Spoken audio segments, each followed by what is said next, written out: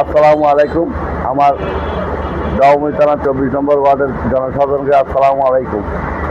আসলে 24 নম্বর ওয়ার্ডটা অবহেলিত এলাকা।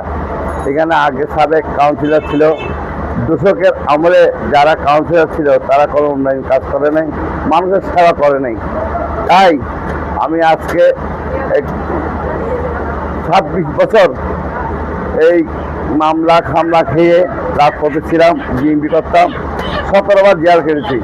তাই আমি 24 নম্বর ওয়ার্ডের জনসাধারণ সেবা করার জন্য একবার সুযোগ চাচ্ছিলাম, যাতে এই 24 নম্বর ওয়ার্ড অবহেলিত এলাকা, বহু বড় এলাকা, বহু ত্যাগী নেতা আছে, নেতাকর্মী আছে, খেয়ে খবর কেউ নেয় না। তাই আমি চাচ্ছি এই 24 নম্বর ওয়ার্ডের যদি কমিশনার হই, তাহলে আমি 24 নম্বর ওয়ার্ডের জনগণের সেবা করার সুযোগ পাবো, যদি আমাকে জনগণ যদি সুযোগ দেয়। এখন আপনি কি দল থেকে আপনাকে মনোনয়ন করবেন নাকি স্বতন্ত্র থেকে করবেন? যদি আমাকে যদি দলে চাই, দলে যদি মূল্যায়ন করে, দলে যদি নমিশন দেয়, তাহলে আমি ইলেকশন করব। আর যদি দলে না দেয়, তাহলে আমি কি বিকল্প ব্যবস্থা নেব, তবে সব আলোচনা সাপেক্ষে। আর আমার এলাকার জনগণ যদি বলে আমাকে ইলেকশন করার জন্য, তাহলে আমি ইলেকশন করব। মানে আপনি যদি এখানে মনে করেন জনগণের জনগণের মেনটেনার, যদি জনগণ বলে তো আমি ইলেকশনে করবো। হ্যাঁ, আমি ইলেকশন করবো। হ্যাঁ, ইলেকশন করবো। আর যে 24 নম্বর ওয়ার্ডের যে যারা ত্যাগী নেতা কষ্ট করছে, জেল জুম খাচ্ছে, যারা জেলে দিন কাটছে, তাদেরকে মূল্যায়ন করা আমার 1 নম্বর লক্ষ্য।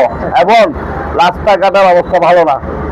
এই যে রাস্তাঘাটগুলো যে মূল্যায়ন করে পদক্ষেপ নিয়েছিল, আমি খেয়াল করে রাখছি প্রত্যেক এলাকায় আমি গেছি, যে মিস্ত্রি পাড়া, চারি পাড়া, পানোয়ারা পাড়া, দাইয়ে পাড়া, ময়ূরী পাড়া, লঙ্গি পাড়া, হাজি পাড়া, মলি পাড়া, সব জায়গায় আমি ঘুরে ঘুরে দেখছি। কিন্তু আমাদের এই এলাকাগুলি বিশাল অবস্থা, রাস্তাঘাটের অবস্থা পরিষ্কার নাই, নালা মাধ্যমে সব দাম। এখানে কিছু কিছু মসজিদে, পানোয়ারা পাড়ার যে সবুজ বাগ লাইন আছে, ওই লাইনে মসজিদের মানুষ মসজিদে যেতে পারার একটা রাস্তা আছে। এখানে এখন কোনো কাজ চলতেছে না। আগেও চলে রাস্তা নিচ্ছি, রাস্তাটা উঁচু করতে হবে। তাই আমি 24 নম্বর ওয়ার্ডের জনগণের কাছে একটা জিনিস বলতে চাই, আমার জানা মতে আমি যেটুকু দেখছি সব কিছু আমি সুন্দরভাবে করে দেবো।